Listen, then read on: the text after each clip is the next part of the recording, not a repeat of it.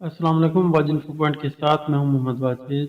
Friends, اس video میں ہم جانیں گے کہ نیٹو کیا ہے اور موجودہ روس اور یوکرین کے تنازع میں نیٹو کا کیا کردار ہے اور روس کو نیٹو سے کیا خدشات ہیں۔ نارتھ اٹلانٹک ٹریٹی آرگنائزیشن کی تشکیل 1949 میں سرد جنگ کے ابتدائی مراحل میں اپنے رکن ممالک کے مشترکہ دفاع کے لیے بطور سیاسی اور فوجی اتحاد کے طور پر کی گئی تھی۔ امریکہ اور کینیڈا کے علاوہ 10 یورپی ممالک کی جانب سے دوسری جنگ عظیم کے نتیجے میں بنائے گئے اس اتحاد کا بنیادی مقصد اس وقت کے سوویت یونین سے نمٹنا تھا۔ جنگ کے ایک فاتح کے طور پر ابھرنے کے بعد سوویت فوج کی ایک بڑی تعداد مشرقی یورپ میں موجود رہی تھی اور ماسکو نے مشرقی جرمنی سمیت کئی ممالک پر کافی اثر و رسوخ قائم کر لیا تھا۔ جرمنی کے دارالحکومت برلن میں دوسری جنگ عظیم کی فاتح افواج نے قبضہ کر لیا تھا اور 1948 کے وسط میں سوویت رہنما جوزف اسٹالن نے مغربی برلن کی ناکہ بندی شروع کر دی تھی، جو اس وقت مشترکہ طور پر امریکی، برطانوی اور فرانسیسی کنٹرول میں تھا۔ شہر میں محاذ آرائی سے کامیابی سے گریز کیا گیا، لیکن اس بحران نے امریکہ اور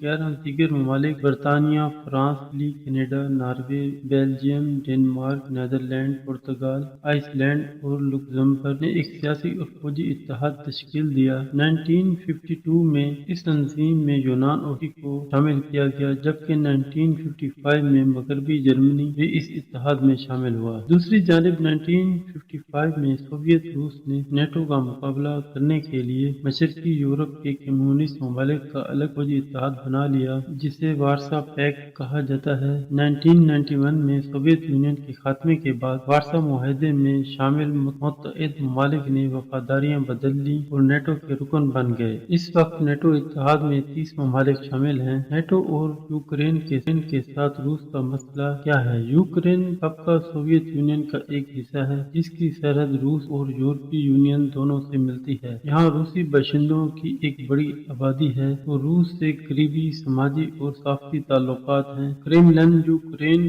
کو اپنے قریبی علاقے کے طور پر دیکھتا ہے اور حال ہی میں روسی صدر پوتن نے یوکرین کو روس کا حصہ کہا تھا۔ تاہم حالیہ برسوں میں یوکرین مغرب سے امیدیں لگائے بیٹھا ہے۔ یورپی یونین اور نیٹو میں شمولیت اس کے آئین کا حصہ ہے۔ یوکرین نیٹو کا رکن نہیں، لیکن اس کا شراکت دار ملک ہے۔ اس کا مطلب یہ ہے کہ یوکرین کو مستقبل میں کسی بھی وقت اس اتحاد میں شامل ہونے کی اجازت ہوگی۔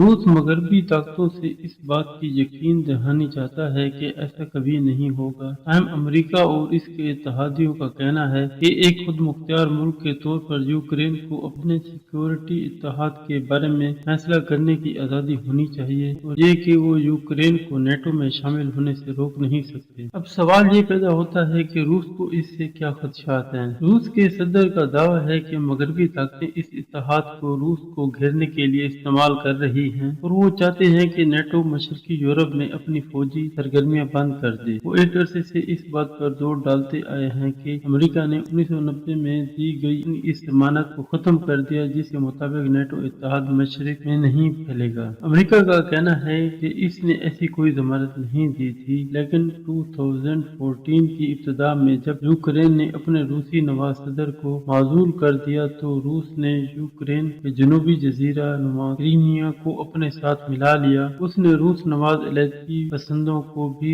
حمایت کی، جنہوں نے مشرقی یوکرین کے بڑے حصے پر قبضہ کر لیا۔ تاہم نیٹو نے اس میں براہ راست مداخلت نہیں کی، لیکن اس نے پہلی بار مشرقی یورپی ممالک میں فوجیں لا کر روس کے اس اقدام کا جواب دیا۔ نیٹو نے بالٹک ریاستوں میں مشرقی یورپ میں اپنی فضائی پولیسنگ کو بھی بڑھا دیا تاکہ رکن ممالک کی سرحدوں کی خلاف ورزی کرنے والے کسی بھی روسی طیارے کو روکا جا سکے۔ روس ان علاقوں سے ان افواج کا انخلا چاہتا ہے، جبکہ موجودہ بحران میں اب تک امریکہ نے نیٹو کی مشرقی سرحدوں کی حفاظت کے لیے تقریباً 3000 فوجی پولینڈ اور رومانیہ بھیجے ہیں اور مزید 8500 فوجیوں کو تیار رہنے کا حکم دیا ہے۔ تاہم امریکہ کا یوکرین میں فوجیں بھیجنے کا کوئی ارادہ نہیں ہے۔ نیٹو نے سینکڑوں جنگی طیاروں اور بحری جہازوں کو الرٹ رکھا ہوا ہے اور روس اور یوکرین کے ساتھ سرحدوں پر فوجیوں کی تعداد میں اضافہ کرے گا۔ یوکرین پر روسی حملے نے نیٹو نیٹو کو اسی 73 سالہ تاریخ کے سب سے بڑے امتحان میں ڈال دیا ہے۔ تو فرینڈس، یہ تھی نیٹو کے متعلق معلومات،